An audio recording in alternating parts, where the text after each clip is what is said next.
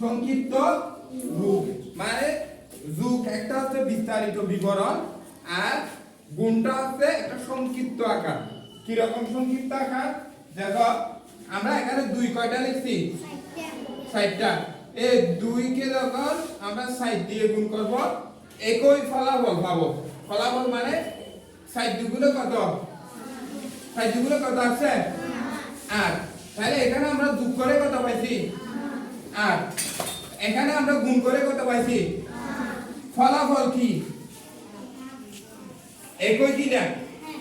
ফলাফল এই জন্য বলা হয় যে যোগ এর সংক্ষিপ্ত রূপ হচ্ছে গুণ, অপরদিকে গুণের বিস্তারিত রূপ হচ্ছে যোগাঙ্ক।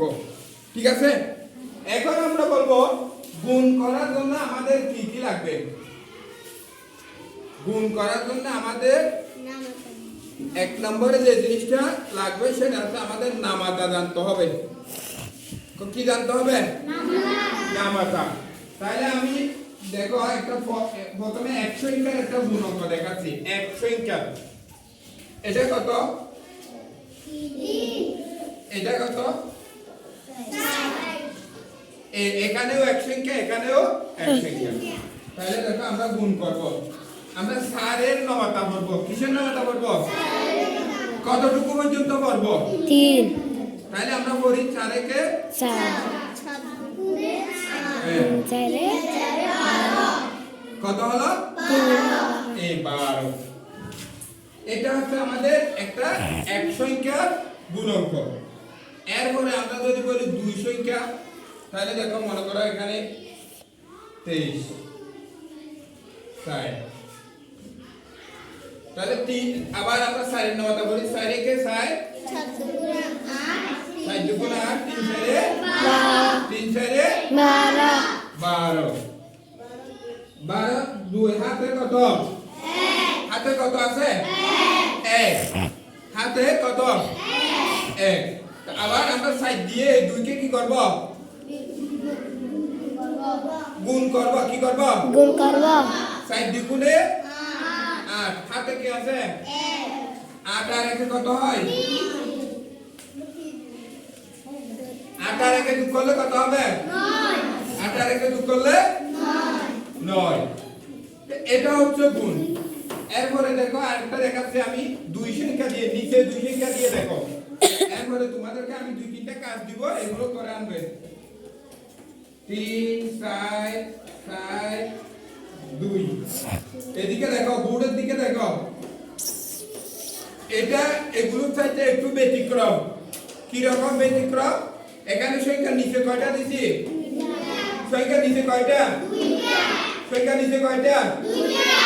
আমাদের প্রথম কাজ হচ্ছে এই এককের সংখ্যা এটা দিয়ে উপরের সব সংখ্যাকে একবার করে গুণ করা। ঠিক আছে?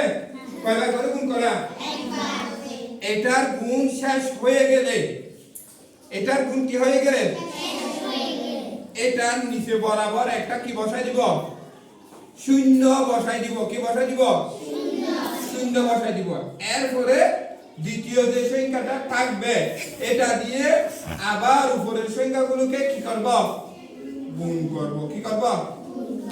তাহলে দেখো 4 দ্বিগুণে আমরা 2 এর নামাতা বলি। 2 কে 2 2 2 4 2 3 6 2 4 8 2 4 কত? 8। এবার দেখো আবার 2 এর নামাতা বলা। 2 কে 2 2 দিয়ে 4 2 3 6। এদিকে আর অঙ্ক আছে? নাই। আছে? নাই। শেষ। আমি একটু আগে বলছিলাম 2 এর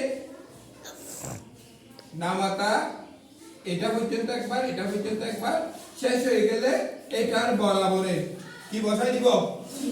তাহলে এটা শূন্য বসাই দেব। এরপরে বাকি আছে কে? 4। 4 এর নামাতা আমরা 4 পর্যন্ত বলবো। 4 এ কে 4 আমরা 16টা পুরা বসাই দিব না। কত বসাবো? 6 হাতে কত থাকবে? 1। তাহলে আবার 4 এর নামাতা আমরা 3 পর্যন্ত পড়বো চাইলে কে চাই আর হাতে কিছু আছে না কত আছে তো 12 আর 1 যোগ করলে 13 13 ভেরি গুড 13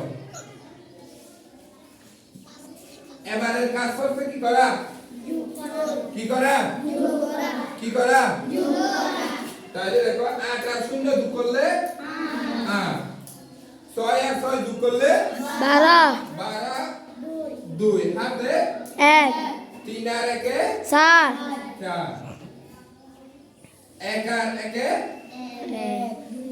একের সাথে যোগ করার কিছু নাই আছে না সরাসরি আমরা কি এক বসাই দিব এই তিনটা অঙ্ককে একে বুঝছো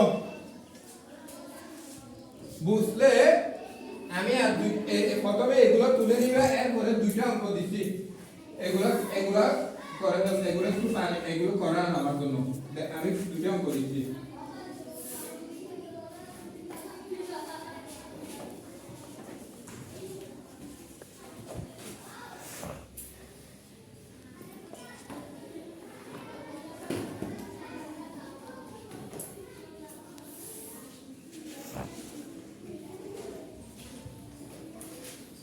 এই অঙ্ক দুটা